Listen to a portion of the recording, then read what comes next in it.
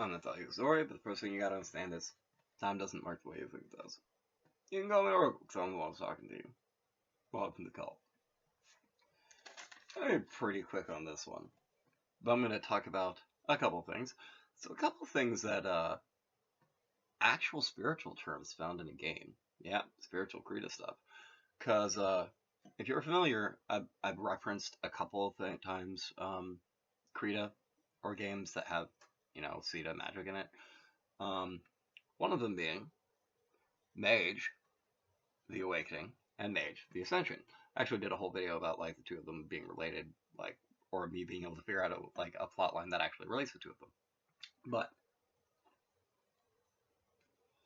from that, we have Asana, Static Postures. We have Mudra. This is a combination of a Mudra and an Asana. There is Darshana, facial expressions and gaze. That's actually especially important when you're meditating with a Mukhi, with an idol, because you fix your gaze on it and you try to, essentially you try to more or less become like a Buddha by meditating to Buddha. That's kind of how that works, at least as far as I understand it. And part of that is your Darshana being setting your gaze upon the Mukhi. There's Nata, ritualized body movements. This is the difference between like a mudra or a hand seal and a kata or a movement, or a kata is like a nata, which is also a word for a dancer or actor, which gives you a lot to work with that. And pranayama in general. Prana, breath. Breathe in, breathe out. You have prana and yama prana. And that's basically it. So, now that that's on. That's the day. So that's the day after Christmas. Other than like Easter, this is the best day to do this, in my opinion. I'm going to give you some new words, or words you probably have heard at least once before if you've seen the Major Arcana Margahiti Balamarana before, which is Resurrection, Utpati, Uthana, Punarthana, and Murtotanhana. Murtotanhana. Those are 4 words in Sanskrit for resurrection. But essentially what those describe is an Atman